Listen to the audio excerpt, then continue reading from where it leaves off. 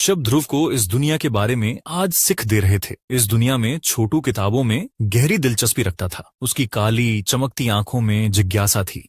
उसने मुखिया की ओर देखा और पूछा, दादाजी मुखिया, इसका क्या मतलब है? गांव के मुखिया अश्वत्थ कश्यप ने हल्की मुस्कान के साथ उसके सिर पर हाथ फेरा। बहुत समय पहले की बात है, जब दुनिया में इंसानों का अस्तित्व बस शुरू ही हुआ था। वे जंगलों में रहते थे, प्रकृति के साथ तालमेल बिठाते थे। उन्होंने अपनी जड़ें जमाने के लिए सबसे पहले एक केंद्र बनाया और वहीं से उनका विस्तार शुरू हुआ। छोटा लड़का ध्यान से सुन रहा था। मुखिया ने उसकी शंकाएं दूर करने के लिए धीरे धीरे समझाना शुरू किया। समाज धीरे धीरे विकसित हुआ और हर जीव के भीतर एक आत्मा थी। कुछ खास इंसानों को, जो अधिक बुद्धिमान और शक्तिशाली थे, प्रकृति ने खास उपहार दिए। उनमें कुछ ऐसी क्षमताएं थीं जो दूसरों से अलग थीं। शीर्ष पर बैठे ध्रुव की आंखों में चमक आ गई। उसने उत्साह से पूछा, दादाजी मुखिया, क्या आप उन प्राचीन चिन्हों की बात कर रहे हैं जो पूर्वजों के शरीर पर अंकित होते थे? मुखिया ने गर्व से मुस्कुराकर कहा, बिल्कुल, तुम्हारी समझ बहुत तेज है। हमारे पूर्वजों ने इन रहस्यों को पहचाना। वे जंगली जानवरों से लड़ते रहे और धीरे धीरे उन्होंने इस धरती और आकाश के नियमों को समझना शुरू किया। शक्तिशाली जीवों के अवशेषों से उन्होंने कुछ खास क्षमताएं सीखीं, जिनका इस्तेमाल वे अपनी रक्षा और विकास के लिए करने लगे। छोटा लड़का पूरी तरह से कहानी में डूब चुका था। मुखिया ने आगे कहा, यही कारण है कि अस्थि लेखन का जन्म हुआ। ये एक तरीका था जिससे इंसानों ने उन शक्तियों को खुद में समाहित किया और धीरे धीरे इतना सक्षम हो गए कि उन्होंने प्रकृति की अनदेखी शक्तियों को भी समझना शुरू कर दिया। पहले वे बहुत कमजोर थे, लेकिन समय के साथ वे शक्तिशाली बन गए और इस धरती पर अपनी जगह बना ली। छोटे लड़के की आंखों में अब एक नया सपना था। उसने खुद से वादा किया कि वह भी इस ज्ञान को समझेगा और अपनी ताकत को पहचानेगा। मुखिया ने उसकी पीठ थपथपाई और मुस्कुराते हुए कहा, याद रखना, जो अपनी जड़ों को समझता है वही असली ऊंचाइयों तक पहुंच सकता है। अश्वत्थ कश्यप ने गहरी सांस ली और छोटे लड़के की ओर देखा। बेटा, दुर्भाग्य से उस समय इंसान बहुत कमजोर थे। प्रकृति के दैत्याकार जीव उनसे कहीं ज्यादा ताकतवर थे। अगर उनमें से कोई भी प्रकट होता तो वह बस एक झटके में पूरे गांवों और जनजातियों का नामो निशान मिटा सकता था। ध्रुव ने हैरानी से पूछा, तो क्या इंसानों के पास कोई ताकत नहीं थी? मुखिया ने सिर हिलाते हुए कहा, नहीं, हमारी जाति में कुछ ही वरिष्ठ योद्धा थे, लेकिन उनकी ताकत भी उन भयानक जीवों के सामने कुछ भी नहीं थी। दूसरे शक्तिशाली जीव ऐसे लगते थे मानो वे खुद देवता हों। हमारी जाति के लोग उनसे इतना डरते थे कि उन्हें पूजते थे और उनके लिए बलियां चढ़ाते थे। वे मानते थे कि यही उनकी रक्षा कर सकते हैं। ध्रुव का मन रोमांच से भर उठा। दादाजी, मुझे उन खतरनाक जीवों के बारे में और बताइए। मुखिया हल्की मुस्कान के साथ बोले, बेटा, मैं सिर्फ उन्हीं चीजों के बारे में बता सकता हूं जो मैंने सुनी है या देखी हैं। तुम्हारे पूर्वजों ने इस धरती के बहुत से हिस्सों की यात्रा की थी, लेकिन यह दुनिया बहुत बड़ी है। मैंने खुद लगभग 80,000 लीग का सफर तय किया है, लेकिन यह तो सिर्फ हमारी दुनिया का एक छोटा सा हिस्सा है। ध्रुव ने उत्सुकता से पूछा, तो फिर इस दुनिया का अंत कहाँ है? मुखिया ने धीरे से कहा, बेटा, इस दुनिया की सीमा तक पहुंचने के लिए लाखों लीग की यात्रा करनी होगी। वहां क्या है यह कोई नहीं जानता। शायद और भी बड़े रहस्य या फिर ऐसी शक्तियां जिनकी हम कल्पना भी नहीं कर सकते। ध्रुव की आंखों में एक नई चमक आ गई। उसने खुद से कहा कि एक दिन वह भी इन रहस्यों को खोजेगा। अश्वत्थ कश्यप ने एक गहरी सांस लेकर कहा, बेटा, ज्ञान हासिल करना जरूरी है, लेकिन यह केवल रास्ता दिखा सकता है। असली ताकत तो खुद अनुभव करने से आती है। अगर तुम में हिम्मत है तो तुम्हें खुद इस दुनिया को खोजना होगा। मैं अब बूढ़ा हो चुका हूं, मेरे पास वह ताकत नहीं रही। ध्रुव की आंखों में दृढ़ संकल्प झलक उठा। उसने गंभीरता से कहा, दादाजी, मुझे पता है कि आप अंदर से बहुत तकलीफ में हैं, लेकिन मैं वादा करता हूं कि एक दिन मैं ऐसी दुर्लभ जड़ी बूटियां लेकर आऊंगा जो आपको ठीक कर देंगी। फिर मैं आपको इस पूरी दुनिया को दिखाने के लिए अपने साथ ले जाऊंगा। मुखिया की आंखों में एक पल के लिए पीड़ा झलकी, लेकिन फिर उनका चेहरा खिल उठा। उन्होंने प्यार से ध्रुव के सिर पर हाथ फेरा और कहा, बेटा, जब तक तुम सुरक्षित और खुश हो, यही मेरे लिए सबसे बड़ी राहत है। अश्वत्थ कश्यप कभी एक रहस्यमयी बीमारी से पीड़ित थे। उनके शरीर के अंदर एक अजीब सी चोट थी, जिसे ठीक करने के लिए एक अत्यंत दुर्लभ औषधि की जरूरत थी। लेकिन यह इतनी अनोखी थी कि लाखों की आबादी वाले विशाल कबीले भी इसे पा नहीं सकते थे। कुछ कह देना जितना आसान था, उसे करना उतना ही कठिन। तभी अचानक बच्चों का एक झुंड दौड़ता हुआ वहां आया। उनके चेहरे पर उत्साह झलक रहा था। आओ, जल्दी आओ, दादाजी फिर से ज्ञान की बातें बता रहे हैं। बच्चों ने शोर मचाते हुए बाकी साथियों को बुलाया। अब वे पहले जैसे नहीं थे। वे अब इस ज्ञान को लेकर और अधिक गंभीर हो चुके थे। सभी में शक्ति प्राप्त करने की तीव्र इच्छा थी। हर बार जब भी अश्वत्थ कश्यप हड्डी की शक्ति, अस्थि पाठ की शिक्षा देते, तो बच्चे ध्यान से सुनने के लिए दौड़ पड़ते। कुछ बच्चों के शरीर पर हल्के हल्के चिन्ह बनने लगे थे। यह संकेत था कि वे इस रास्ते पर चलने में सफल हो सकते हैं। उनके मन में अब एक ही संकल्प था, अपने माता पिता से भी ज्यादा ताकतवर बनना अश्वत्थ कश्यप ने बच्चों को देखकर मुस्कुराते हुए कहा, अरे तुम सब छोटे शैतान, जल्दी से आकर बैठ जाओ। हल्की हवा बह रही थी। पास में एक बड़ा और पुराना विलो का पेड़ खड़ा था, जिसकी शाखाएं हवा में धीरे धीरे लहरा रही थीं। पेड़ के नीचे बच्चे गोल घेरा बनाकर बैठ गए। उनकी आंखों में उत्सुकता थी। अश्वत्थ कश्यप ने बोलना शुरू किया, अस्थिपाठ को समझना ठीक वैसे ही है जैसे तलवार चलाना सीखना या धनुष को साधना। लेकिन अगर तुम इन हथियारों को सिर्फ उठा भर लो तो क्या यह काफी होगा? नहीं, ताकत पाने के लिए तुम्हारा शरीर भी उतना ही मजबूत होना चाहिए। कुछ बच्चों के चेहरे पर उलझन थी, जबकि कुछ को बात समझ में आ गई। अस्थिपाठ सिर्फ एक तरीका है, एक माध्यम है। असली शक्ति तब मिलेगी जब तुम इसे अपने अंदर आत्मसात करोगे। अगर तुमने सिर्फ शब्द याद किए और असली अभ्यास नहीं किया तो वह ज्ञान बेकार है। अगर सच में ताकतवर बनना है तो अपने शरीर और मन दोनों को मजबूत बनाना होगा। ध्रुव, जो अब तक चुपचाप सुन रहा था, उत्सुकता से बोला, दादाजी हम ये कैसे कर सकते हैं? अश्वत्थ कश्यप ने उसकी आंखों में झांका और मुस्कुराकर कहा, धैर्य और परिश्रम से। बेटा, अश्वत्थ कश्यप ने गंभीर स्वर में कहा, अस्थिपाठ को केवल याद कर लेना काफी नहीं है, तुम्हें इसे अपने शरीर का हिस्सा बनाना होगा, जैसे तुम्हारी हड्डियां और मांसपेशियां हों। जब तक यह पूरी तरह से तुम्हारे अस्तित्व में समान नहीं जाता, यह सिर्फ एक नकली शक्ति ही रहेगी। असली ताकत वही होती है जो स्वाभाविक लगे, जो तुम्हारे भीतर से आए। उन्होंने समझाया, तुम्हारा शरीर भी उतना ही मजबूत होना चाहिए जितना कि वे दैवीय जीव, जिन पर स्वर्ग और धरती की शक्ति का आशीर्वाद होता है। अगर तुमने सिर्फ सीखने की नकल की तो तुम कभी भी सच्ची ताकत हासिल नहीं कर पाओगे। बच्चों के अंदर जोश उमड़ पड़ा। मुखिया जी, हमें जल्दी से सिखाइए, एक बच्चे ने उत्सुकता से कहा। अश्वत्थ कश्यप ने हल्की मुस्कान के साथ जवाब दिया, धैर्य रखो, शक्ति रातों रात नहीं आती, इसे अपने अंदर आत्मसात करने में समय लगेगा। उन्होंने आगे समझाया, जब भी कोई अपनी शक्ति के प्रतीकों का उपयोग करता है तो उसकी खुद की जीवन ऊर्जा खर्च होती है। अगर तुम बार बार इस शक्ति का अत्यधिक उपयोग करोगे तो यह तुम्हारे शरीर को नुकसान पहुंचा सकता है। ध्रुव यह सुनकर चौंक गया। तो इसका मतलब यह हुआ कि अगर हम इस शक्ति का जरूरत से ज्यादा इस्तेमाल करें तो हमारा शरीर कमजोर हो जाएगा। अश्वत्थ कश्यप ने सिर हिलाया। बिल्कुल, इसलिए तुम्हें सावधान रहना होगा। अगर कोई व्यक्ति अस्थिपाठ सीखने में सफल हो भी जाए लेकिन इसे संभालने की क्षमता नहीं रखता तो यह उसके लिए नुकसानदायक हो सकता है। अधिक उपयोग करने से जीवन ऊर्जा की हानि होगी, जिससे शरीर कमजोर पड़ सकता है। बच्चों के चेहरों पर चिंता झलकने लगी। अश्वत्थ कश्यप ने उनकी हिम्मत बढ़ाते हुए कहा, घबराने की जरूरत नहीं है। अगर तुम इसे समझदारी से इस्तेमाल करोगे और खुद को मजबूत बनाओगे तो कोई दिक्कत नहीं होगी। बस इतना ध्यान रखो कि अपनी शक्ति का दुरुपयोग मत करो। और हाँ, अगर कभी तुम्हारी ऊर्जा कम भी हो जाए तो इसे वापस पाया जा सकता है। उन्होंने आगे कहा, बाहर की दुनिया में भी यही होता है। जो लोग असली ताकत हासिल करना चाहते हैं उन्हें इस प्रक्रिया से गुजरना ही पड़ता है। अस्थिपाठ को सीखना आसान नहीं है, लेकिन जो इसे सही तरीके से अपनाते हैं वे असली योद्धा बनते हैं। ध्रुव ने दृढ़ निश्चय के साथ सिर हिलाया। मैं समझ गया दादाजी, मैं अपनी शक्ति को समझदारी से विकसित करूंगा और इसे कभी गलत तरीके से इस्तेमाल नहीं करूंगा। अश्वत्थ कश्यप ने मुस्कुराते हुए उसका सिर सहलाया। यही सही रास्ता है बेटा।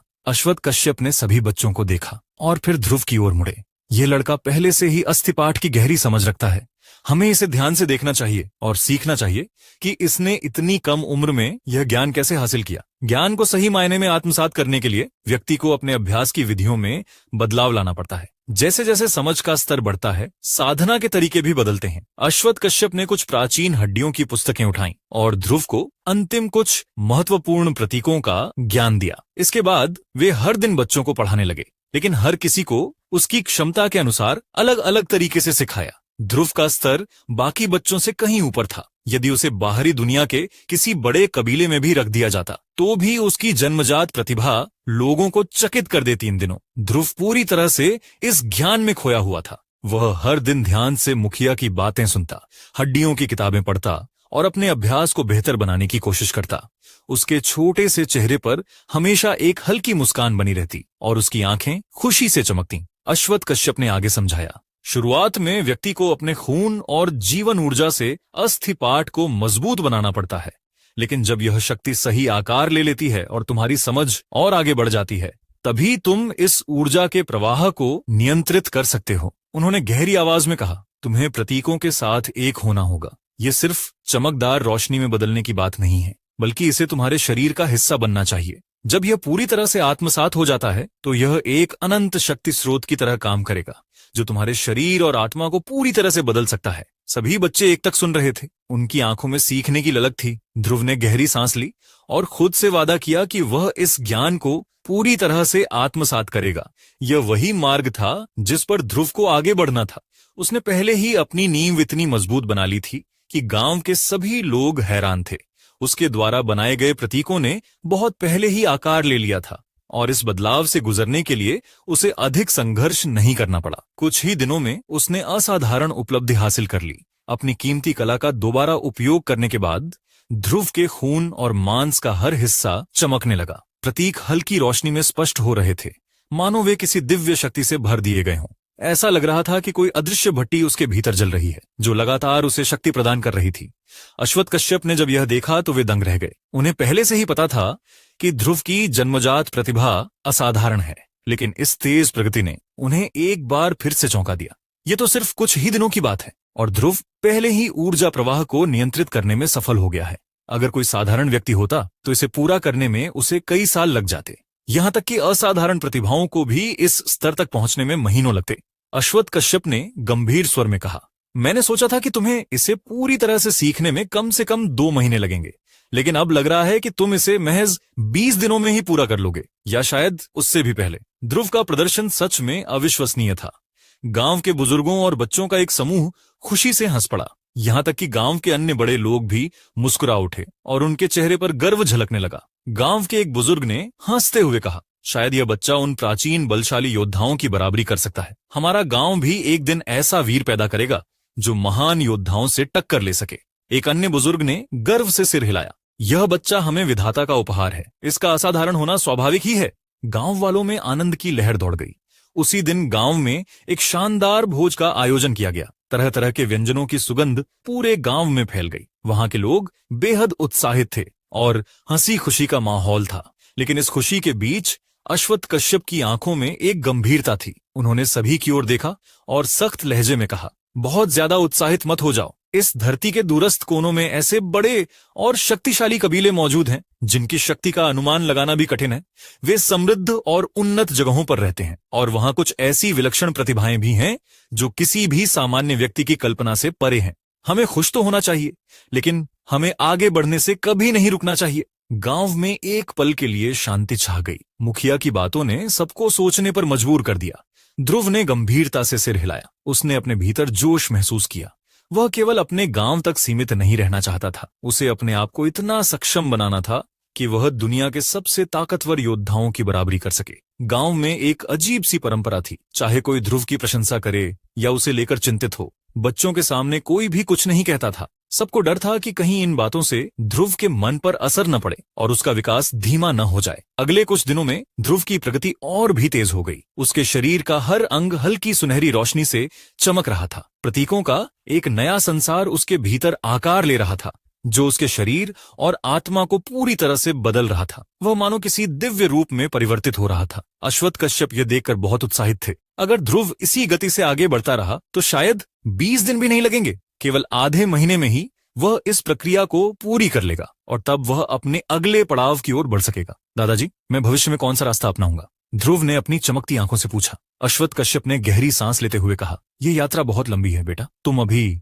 रक्त परिवर्तन के द्वार से गुजर रहे हो। आत्म खोज की राह में तुम्हें अभी बहुत कुछ सीखना है। असली योद्धा वे होते हैं जो अपनी जन्मजात शक्ति को पहचान कर उसे और अधिक विकसित करते हैं। सच्चे विशेषज्ञ वे होते हैं जिनका जन्म दिव्य हड्डियों के साथ होता है और जो अपनी अनूठी युद्ध तकनीकों को विकसित कर लेते हैं। ध्रुव की आंखों में चमक आ गई और उसने अपनी छोटी मुट्ठियां भींच ली। यह सब सुनकर रोमांच होता है। अश्वत्थ कश्यप ने आगे कहा, हमारे पूर्वजों ने इस राह पर लंबा सफर तय किया है। यह रास्ता कठिन और लंबा है। जब तुम पर्याप्त शक्तिशाली बन जाओगे तब तुम्हें इस गांव से बाहर निकलकर दुनिया को देखना होगा। वहां बहुत कुछ ऐसा है जो मैं तुम्हें नहीं सिखा सकता। कुछ चीजें केवल अनुभव से ही सीखी जा सकती हैं। इतना कहते हुए अश्वत्थ कश्यप के चेहरे के भाव बदल गए। उन्होंने धीरे से अपनी छाती पर चमकती सफेद हड्डी को छुआ और उनके पूरे शरीर में एक कंपन सा दौड़ गया, मानो किसी भूली बिसरी स्मृतियां उनके मन में कौंध गई हों। ध्रुव चुपचाप खड़ा होकर दूर क्षितिज की ओर देखने लगा। उसकी आंखें पर्वत श्रृंखलाओं को भेद रही थीं,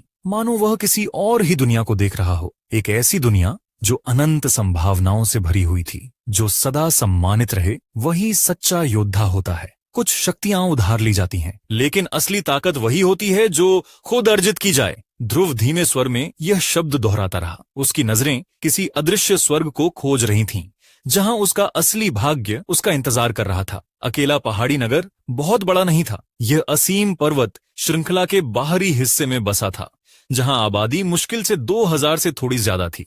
यह गांव से 100 कोस दूर था और चारों तरफ घने जंगलों से घिरा हुआ था।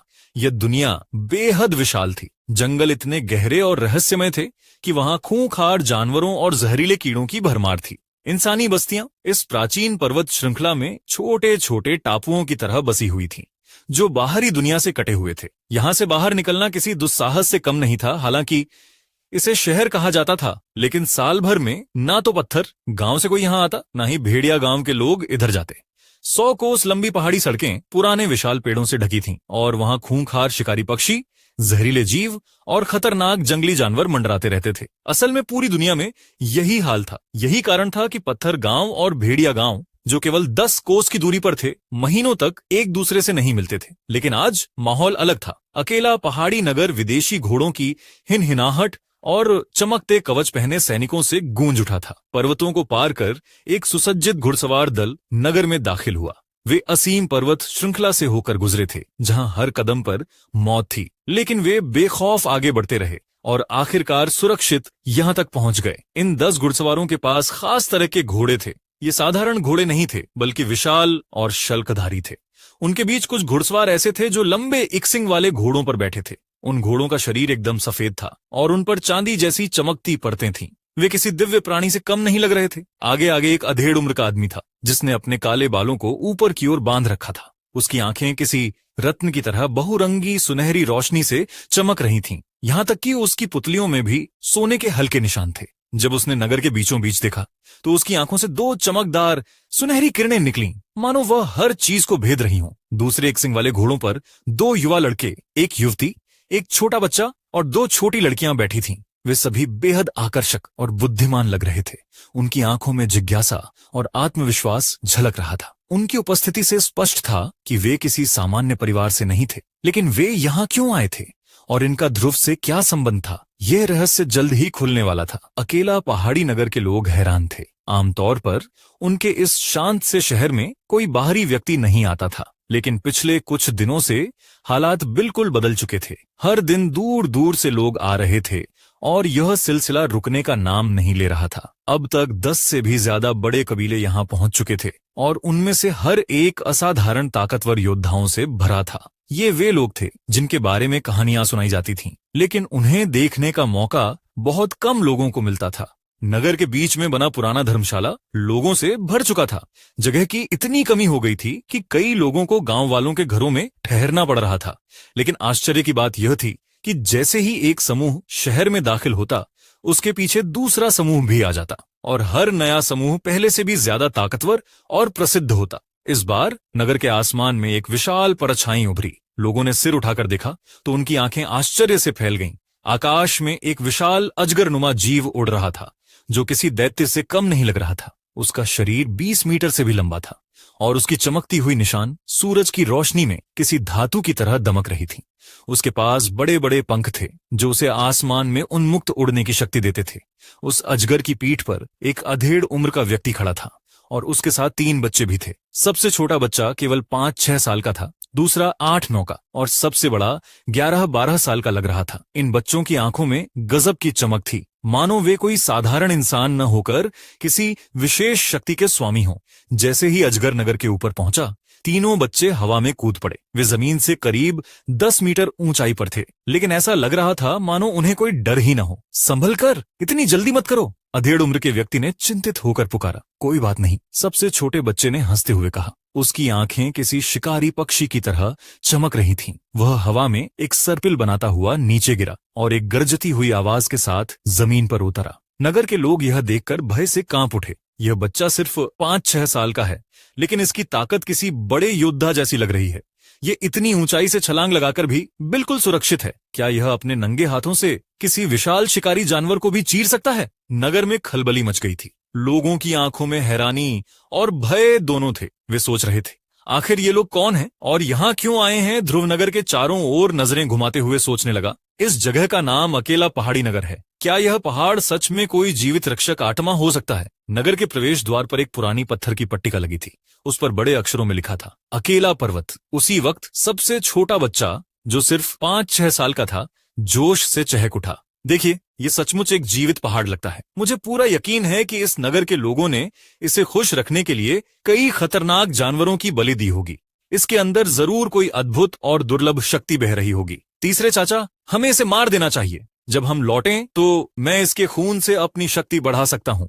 यह मेरे शरीर के लिए बहुत फायदेमंद होगा। उसका इतना कहना था कि नगर के लोगों के चेहरों से हवाइयां उड़ गईं। उनके रक्षक आत्मा को मारना उनके पूरे नगर के अस्तित्व को मिटाने के समान था। लेकिन सौभाग्य से अधेड़ उम्र के व्यक्ति, जिसका नाम रुद्र प्रताप था, उसने गुस्से में उस बच्चे की बात काटते हुए कहा, ध्रुव, अगर तुमने फिर से ऐसी बेवकूफी भरी बात की तो मैं तुम्हें सीधे घर वापस भेज दूंगा। ध्रुव ने अपने होंठ भींचते हुए कहा, ऐसा नहीं है कि आपने पहले कभी किसी को नहीं मारा। जब मैंने सालों पहले एक रक्षक आत्मा के खून से स्नान किया था तो मुझे बहुत ताकत मिली थी। चुप रहो। रुद्र प्रताप की आंखों में क्रोध चमक उठा, मानो बिजली कौंध गई हो। उसने कड़े शब्दों में कहा, हम पहाड़ी संरक्षक आत्माओं को परेशान नहीं कर सकते। अगर हमने ऐसा किया तो हमें पर्वत देवता का प्रकोप झेलने के लिए तैयार रहना चाहिए। ध्रुव ने ऊपर आकाश की ओर देखा और बड़बड़ाया, यहाँ कोई खजाना नहीं, कोई अद्भुत संरक्षक आत्माएं नहीं। हम आखिर इस वीरान जगह पर आए ही क्यों? तभी दूर से हंसी की आवाज गूंजी, बच्चे, तुम बहुत जिंदा दिल हो। शहर के बाहर, जहां एक प्राचीन जंगल फैला था, वहां हवा में एक अजीब चीज तैर रही थी। एक विशाल हड्डी, लगभग 6-7 मीटर लंबी, जो जमीन से थोड़ी ऊपर हवा में झूल रही थी। यह किसी अज्ञात भयावह जीव की हड्डी थी, जो सफेद रोशनी बिखेर रही थी। उसके चारों ओर कुछ रहस्यमयी प्रतीक चमक रहे थे, मानो उसमें कोई रहस्यमयी शक्ति छिपी हो। वहां कुछ छायाएं धीरे धीरे प्रकट हुईं। उनके आगे एक बुजुर्ग खड़ा था, जिसने गहरे बैंगनी रंग का लबादा पहना था। उसके सिर पर सोने का मुकुट था और उसके पूरे शरीर के चारों ओर हल्की बैंगनी रोशनी के धागे लहरा रहे थे।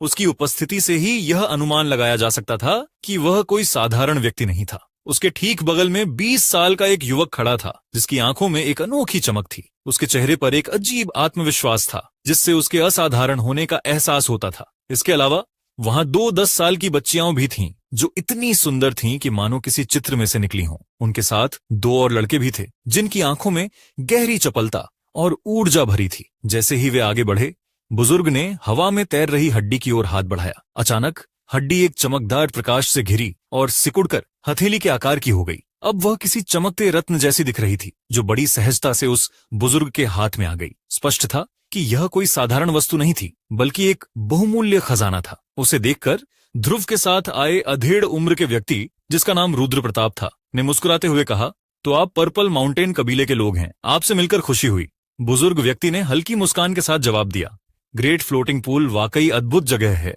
जो ऐसे असाधारण बच्चे तैयार कर सकती है। ध्रुव अब भी 6 साल का भी नहीं हुआ और पहले से ही इतनी ताकत रखता है। 10 साल बाद उसका नाम जरूर दुनिया में गूंजेगा। ग्रेट फ्लोटिंग पूल के अधेड़ व्यक्ति ने सिर हिलाते हुए मुस्कुराकर कहा, आप उसकी इतनी प्रशंसा कर रहे हैं कि उसकी पूंछ तो बस ऊपर उठने ही वाली है। इस पर 5-6 साल के ध्रुव ने जोश में आकर कहा, बैंगनी पर्वत कबीले के बुजुर्ग, मुझे और आपके पोते को लड़ने की अनुमति क्यों नहीं दी जाए? उसकी आंखों में एक निडर चमक थी और उसने सामने खड़े दोनों बच्चों को चुनौती भरी निगाहों से देखा। उनमें से एक लड़के की आंखें अचानक बैंगनी रोशनी से चमक उठीं, मानो उसमें कोई सोया हुआ दैत्य जाग गया हो। उसकी आभा इतनी शक्तिशाली हो गई कि हवा में कंपन सा महसूस होने लगा। स्पष्ट था कि दोनों कबीलों के बीच कोई पुरानी दुश्मनी थी।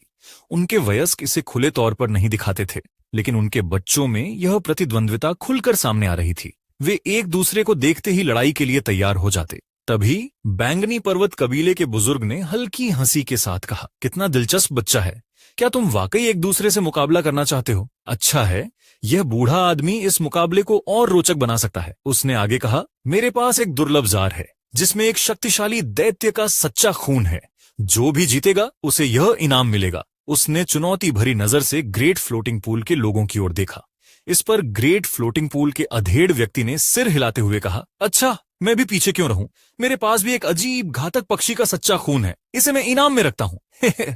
अचानक एक गरजती हुई आवाज हवा में गूंज उठी, लड़ाई? ये तो हमारे लिए सबसे मनोरंजक चीज है। हम लेई कबीले वाले इसमें शामिल हुए बिना कैसे रह सकते हैं? आवाज के साथ ही जंगल में अचानक एक विशाल जीव की चमकदार खाल हवा में तैरती हुई दिखाई दी। उस पर जटिल रहस्यमयी चिन्ह झिलमिला रहे थे। यह किसी अज्ञात प्राचीन जीव की खाल थी जो जमीन से 3 इंच ऊपर तैर रही थी। चारों ओर हल्की नीली आभा फैल गई थी, मानो कोई प्राचीन योद्धा अपने पुराने अवतार में लौट आया हो। उसकी उपस्थिति ही इतनी प्रभावशाली थी कि वहां खड़े लोगों के दिलों में एक अजीब सा डर भर गया। यह स्पष्ट था कि यह मुकाबला अब पहले से कहीं ज्यादा दिलचस्प होने वाला था। आकाश में तैरती हुई उस रहस्यमयी खाल पर कई लोग सवार थे। उनमें से एक लगभग 20 साल का युवक था, जिसके चेहरे पर आत्मविश्वास झलक रहा था। उसके साथ एक बूढ़ा नौकर और 5 से 10 साल की उम्र के कुछ बच्चे भी मौजूद थे।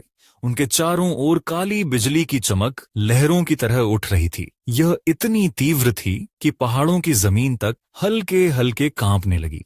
हवा में एक अनजानी ऊर्जा घुल गई थी जो किसी बड़े तूफान के आने का संकेत दे रही थी। युवक ने आगे बढ़कर गर्व से कहा, मैं भी अपनी ओर से एक दांव लगाता हूं। अर्जुन पर्वत कबीले के ये दोनों बच्चे घुटनों के बल गिरे, इससे पहले ही यह लड़ाई खत्म हो जानी चाहिए। तेज चमक के साथ वह जानवर की खाल सिकुड़कर हथेली के आकार की हो गई और सीधे युवक के हाथों में समा गई। अब वे हवा से उतरकर जमीन पर खड़े थे, पूरी तरह से लड़ाई के लिए तैयार। सभी महान योद्धा यह तय करने के लिए लड़ते हैं कि सबसे ताकतवर कौन है, भीड़ में किसी ने कहा। शहर के कुछ लोगों ने भी यह चर्चा सुनी और वहां इकट्ठा होना शुरू कर दिया।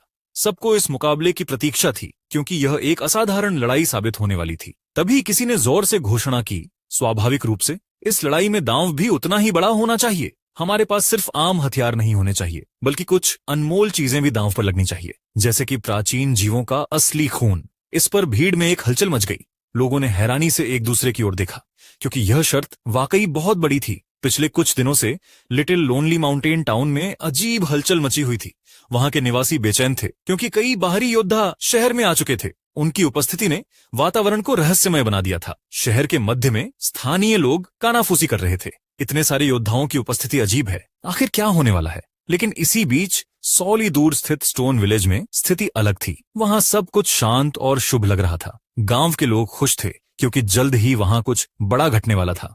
को अपनी साधना पूरी करने में मुश्किल से आधा महीना लगा। उसने अस्थिपाट को अपने मांस और रक्त में पूरी तरह मिला लिया था। अब उसका शरीर भीतर से चमक रहा था, जैसे कोई दैवीय प्रकाश उसमें समा गया हो। उसकी त्वचा एकदम साफ थी, जैसे किसी प्रकार की अशुद्ध उसके शरीर में बची ही न हो। अब वह अपनी ऊर्जा को स्वर्ग और धरती की शक्ति से जोड़ने की कोशिश कर रहा था, जिससे उसका शरीर पहले से अधिक हल्का और शक्तिशाली बन सके। गांव के मुखिया अश्वत्थ कश्यप ने उसके बपतिस्मा अभिषेक की तैयारी की। इस प्रक्रिया में कई दुर्लभ चीजों का इस्तेमाल किया जाने वाला था। विशाल अग्निबैल के सींग, रहस्यमयी शक्ति वाले राक्षसी बंदर की भुजा और एक अद्भुत दैवीय जीव की अस्थियां, जिनमें महान ऊर्जा भरी हुई थी। लेकिन सिर्फ ध्रुव ही क्यों, गांव के अन्य बच्चे भी इस अवसर से वंचित नहीं रह सकते थे। आखिर इतनी बड़ी दैवीय स्वर जैसी विशाल काया वाला जीव गांव में लाया गया था, जिसकी प्रचुर मात्रा में हड्डियां और रक्त मौजूद था। अब हर बच्चे को इस अवसर का लाभ मिल सकता था। अश्वत्थ कश्यप ने गंभीर स्वर में कहा,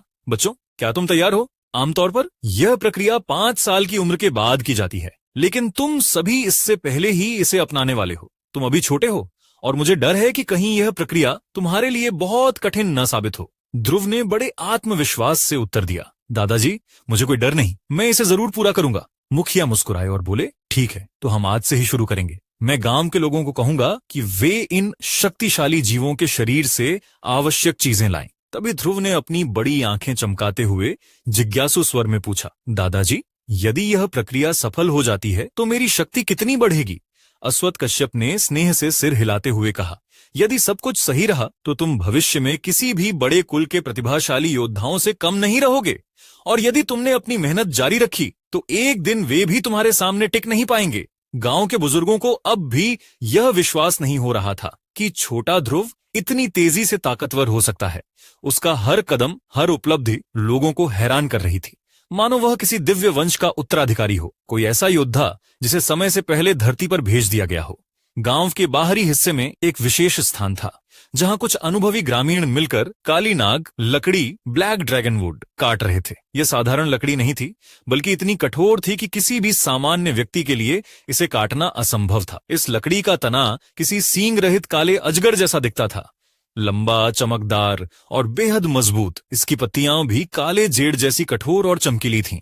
इस लकड़ी का उपयोग सिर्फ हथियार बनाने में ही नहीं होता था, बल्कि जब इसे जलाया जाता तो इसकी ज्वाला इतनी तीव्र और स्थायी होती कि केवल एक छोटा टुकड़ा भी बड़े बर्तनों में मांस पकाने के लिए पर्याप्त था। यही वजह थी कि इसे अयस्क गलाने और शुद्ध करने के लिए सबसे बेहतरीन ईंधन माना जाता था। गांव की खुली जगह में कुछ मजबूत आदमी भालेराम और उसके साथी अपनी विशाल कुल्हाड़ियों से काली नाग लकड़ी को काटने में लगे थे। कभी कुल्हाड़ी के वार से कचाक की आवाज गूंजती, तो कभी जब लकड़ी से चिंगारी निकलती तो टिंग टिंग की ध्वनि सुनाई देती। यह साफ था कि यह लकड़ी साधारण नहीं थी। गांव में इन दिनों खास हलचल थी। ध्रुव के अभिषेक बपतिस्मा की तैयारियां जोरों पर थीं। गांव के बुजुर्गों ने पुरानी जड़ी बूटियां, दुर्लभ औषधियां और विषैले जीव इकट्ठा किए थे।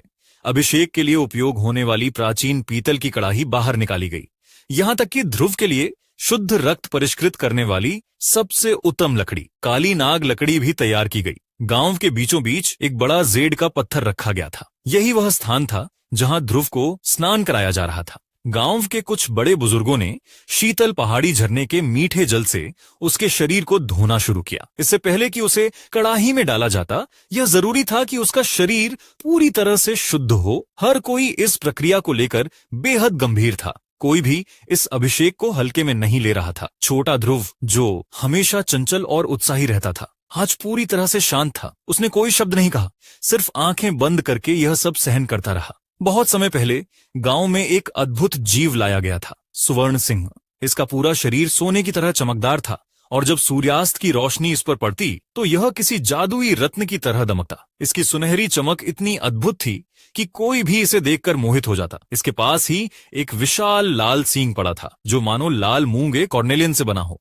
इससे चारों ओर हल्की लाल रोशनी फूट रही थी। कहा जाता था कि यह किसी प्राचीन अग्नि बैल, मिथिक फ्लेमिंग बुल का था और इसके अंदर वह अमूल्य सच्चा रक्त था जिससे शक्तिशाली योद्धा अपनी ऊर्जा बढ़ा सकते थे। वहीं राक्षसी बंदर की भुजा भी रखी थी। यह आकार में किसी वयस्क इंसान की भुजा के बराबर थी, लेकिन इसकी विशेषता इसकी लंबाई नहीं थी, बल्कि इसकी दिव्य आभा थी जो आकाश तक फैल रही थी। इस भुजा में भी पुरातन रक्त था जो इसे और भी कीमती बना रहा था।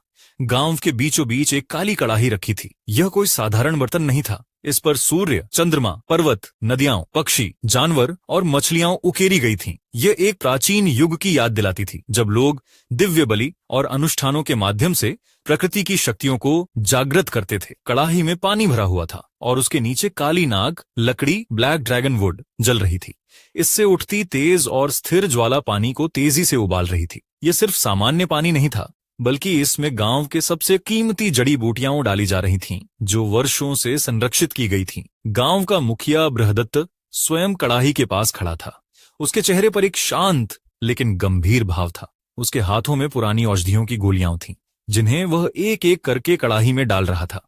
ये सभी जड़ी बूटियां गांव की संरक्षित भूमि से एकत्र की गई दुर्लभ औषधियां थीं। कुछ ही देर में उबलते पानी से मधुर और तीव्र औषधीय सुगंध उठने लगी। जैसे जैसे पानी का रंग बदल रहा था, यह स्पष्ट हो रहा था कि यह मिश्रण बेहद शक्तिशाली बनने वाला है। थोड़ी देर बाद नरेश सेनापति नामक व्यक्ति ने 10 बड़े जार निकाले। वह बहुत सावधानी से उन्हें खोलने लगा। जैसे ही पहले जार का ढक्कन हटा, एक गहरी सीटी जैसी आवाज गूंज उठी और उसमें से एक विशाल बैंगनी विषधर सेंटीपीड बाहर निकला। यह आधा मीटर लंबा था और इसे देखकर आसपास खड़े कई लोग भयभीत हो गए। मुखिया बृहदत्त ने अपनी उंगली पर बने कुछ रहस्यमयी चिन्ह को चमकाया और एक छोटा बैंगनी हथौड़ा निकाला। उसने बड़ी सावधानी से उस हथौड़े को हल्के से उस विषधर पर मारा, जिससे वह तुरंत बेहोश होकर गिर पड़ा। फिर बिना समय गंवाए उसे उबलती कड़ाही में डाल दिया। मुखिया बृहदत्त ने दूसरा जार खोला, जो मोटी लोहे की चादरों में लिपटा हुआ था। जैसे ही इसका ढक्कन हटाया गया, एक चांदी जैसी चमकदार रोशनी चारों ओर फैल गई। अचानक एक चमकदार चांदी का शाही पेंगोलिन तेजी से बाहर भागने लगा।